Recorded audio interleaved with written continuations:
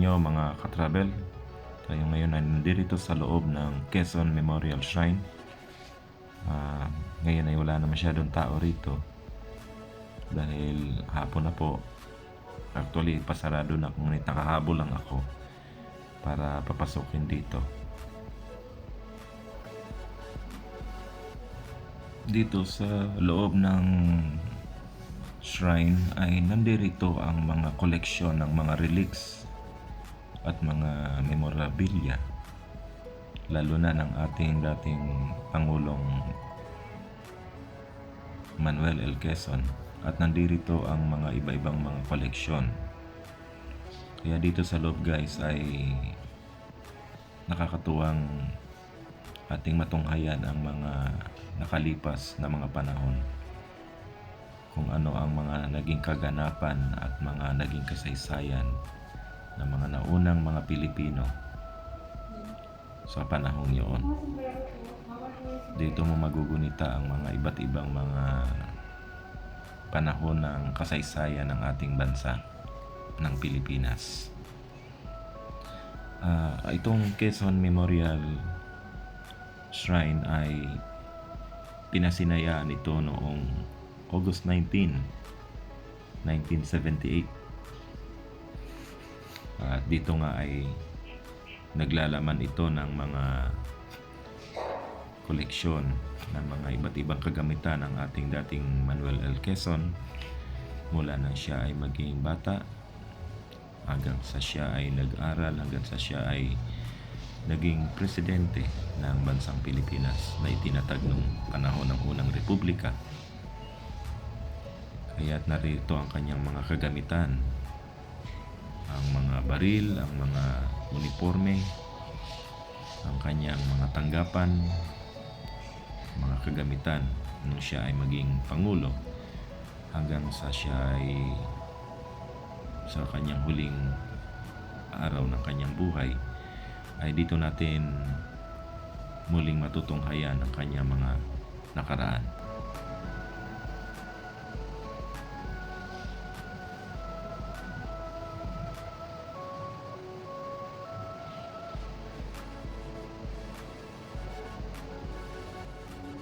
Alam niyo ba guys, bago magkaroon ng plano ng Quezon Memorial Shrine, ang una talagang plano sa site na to, sa kinalalagyan ngayon ng circle, ay talagang upang ilagay rito ang tatlong sangay ng gobyerno, katulad ng halimbawa ng lehislatura, ang executive, at saka ang judicial. Subalit ito ay nabago matapos ng ikalawang digmaan, kung kaya't ang dating Pangulong Sergio Osmeña ay nag-issue ng executive order para itatag ang pagpapagawa ng Quezon Memorial.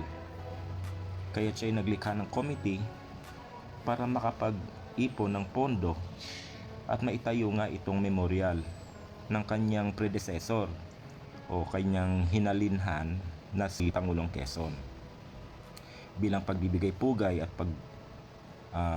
pagrespeto sa kanyang predecessor, kung kaya't nagkaroon siya ng executive order para itayo at itatag ang Quezon Memorial Shrine. At ito nga po ay nangyari nga noong 1952, ay pinasimulan ang construction ng paggawa nitong Quezon Memorial Shrine. Subalit hindi ganong kabilis at hindi ganong kadali ito guys na natapos, at very slow. It was proceeded very slowly sapagkat kailangan muna makapaglikom ng sapat na pondo para sa proyektong ito. Kung kaya't ito ay natapos lamang noong 1978. Biruin nyo mga katravel, mga guys, 1952 pinasimulan at 1978 ito nagkaroon ng inaugurasyon. Napakatagal na panahon at ilang dekada nung mabuo itong Quezon Memorial Shrine. Kung kaya naman Ah, matapos ang inaugurasyon, ang mga labi ng ating Pangulong Quezon mula doon sa North Cemetery na nakalagak ay inilipat noong August 1, 1979. Yun, kaya dito na siya inilagay ngayon sa kanyang dambana. Ito nga pong shrine dito sa circle upang dito na nga po mailagay ang kanyang mga labi. Kaya dito sa loob nitong dambanang ito ay dito natin makikita ang kanyang puntod na talagang pinasadya para dito na nga mamalagi. At ang kanya namang may bahay na si Ginang Aurora Aragon Quezon ay itinransfer naman guys noong April 28, 2005 na. Medyo malayo na rin yung agwat nang inilipat yung kanyang mga labi dito sa loob ng dambana ng Pangulong Quezon. Pero at least magkasama na sila rito sa loob ng dambanang ito. So ito po ang nilalaman nitong shrine sa Quezon Memorial. Ito'y napaka significant at marami kang makakapulutang mga history o aral dito sa kasaysayan ng ating bansa. Ang mga naunang mga Pilipino noon. Kaya itong Quezon Memorial Shrine, mga katravel, ay idiniklara ng ating pamahalaan nung nakarang taon lang bilang National Cultural Treasure. Nung nakaraan lang, December 27, 2021. Kaya ito ay nabibilang sa mga yamang kultura ng ating bansa. At itong Quezon Memorial Circle, ito ay may laki ng 27 hectares yung kabuuan ng circle. Ngunit ang dambana naman ng Pangulong Quezon ay merong 1 hektarya. Ang lapad nito, ang lawak nito, kung kaya't naitayo rito ang kanyang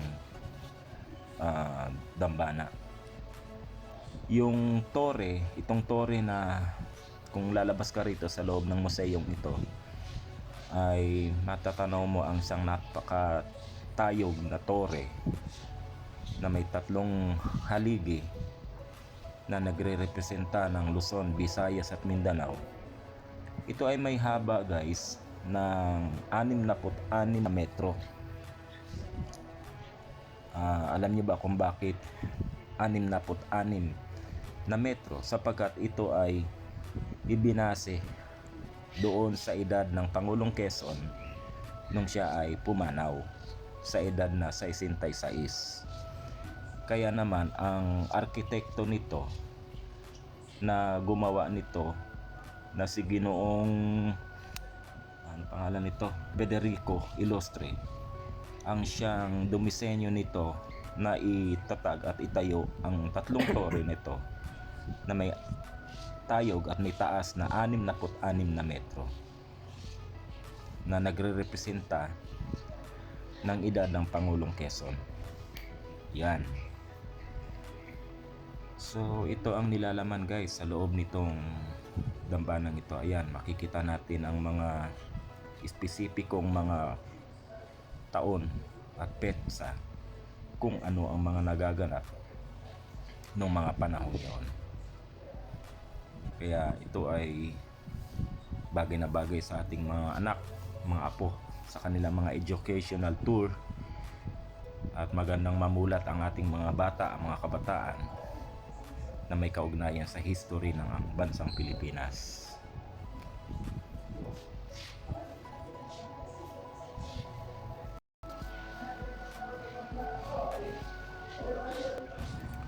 So, katulad na nabanggit ko kanina guys, mga ka-travel, na ang Quezon Memorial Shrine ay nagkaroon ng inaugurasyon noong August 19, 1978, eksakto doon sa 100 taon ng kapanganakan ng Pangulong Quezon, ika-centennial niya. Kaya nung pumanaw ang Pangulong Quezon noong 1944, ang pumalit naman ay ang sumunod na kapalit niya o kahalili na si Sergio Osmeña. Noong si Sergio Osmeña na ang naging kahalili ng Pangulong Quezon, matapos na ikalawang digmaan, noong 1945 ay nag-issue ang Pangulong Osmeña ng executive order para sa pagtatakda ng pagtatayo ng Quezon Memorial Committee. Ang committee ito ang siyang magbubuo para makapaglikom ng pondo sa pagtatayo ng memorial para sa kanyang pinalitan na si Pangulong Quezon. Kaya nagpatuloy ang tinatawag na proyektong ito. Subalit nagkasakit naman ang Pangulong Osmeña at ang pumalit naman sa kanya na sumunod na Pangulo na naman ay ang Pangulong Elpidio Quirino. Ang Pangulong Elpidio Quirino ay binalak niyang ilipat ang proyekting ito, ang site na ito, sa ibang lugar. Subalit tinutulan naman ito ni Tomas Morato na siyang kasalukuyang mayor ng Quezon City noong panahon na yon. Kaya noong 1951 ay nagkaroon ng paligsahan upang itakda ang pagtatayo nitong proyektong ito para sa dambana ng Pangulong Quezon. At ang nanalo ritong arkitekto ay si Ginoong Federico Ilustre na siyang nagdisenyo nitong Quezon Memorial Shrine. Kaya nung dumating na ang 1952 ay sinimula na po ang konstruksyon o pagsasagawa ng proyektong ito. Ayun, kaya nagsimula na ang pagsasagawa ng Quezon Memorial Shrine. Subalit hindi nga ganun kadali sapagkat napakahirap din maglikom ng pondo, at nung makalikom naman ng pondo ay napakahirap namang ibiyahe ang mga materyales na gagamitin sapagkat manggagaling pa ito sa Italia at sa iba-iba pang lugar na kung saan ay pagkukuanan ng mga mamahalin at mahalagang materyales katulad ng marmol na nagmula pa sa Italia. So, ito ay naging gradual, naging mabagal ang pagkakayari at pagkakabuo nitong proyektong ito ng Quezon Memorial Shrine. Kaya inabot po ito, guys, ng napakahabang panahon na kumpleto lamang ang project na ito noong 1978. So, napakalayo at ilang dekada pa ang lumipas bago magkaroon ng inaugurasyon.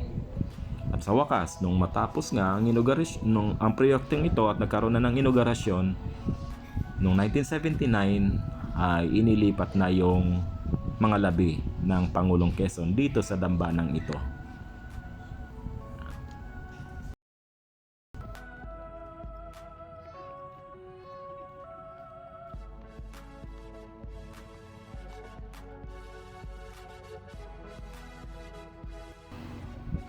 Ito ang nasa labas ng Quezon Memorial Shrine.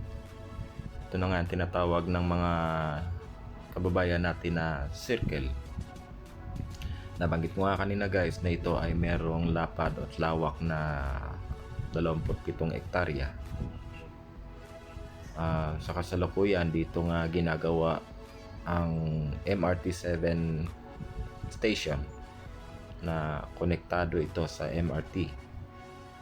Ang kalahating bahagi nitong Quezon Memorial Circle ay hindi naman kalahati, kundi ilang metro lamang ang itinapyas dito para gawing istasyon ng MRT-7. Pero napakalawak pa rin nitong lugar na ito, na magandang pasyalan ito ng ating mga kababayan, ng ating mga mahal sa buhay. Magandang lugar ng pang-exercise, pang-events, pang mga okasyon.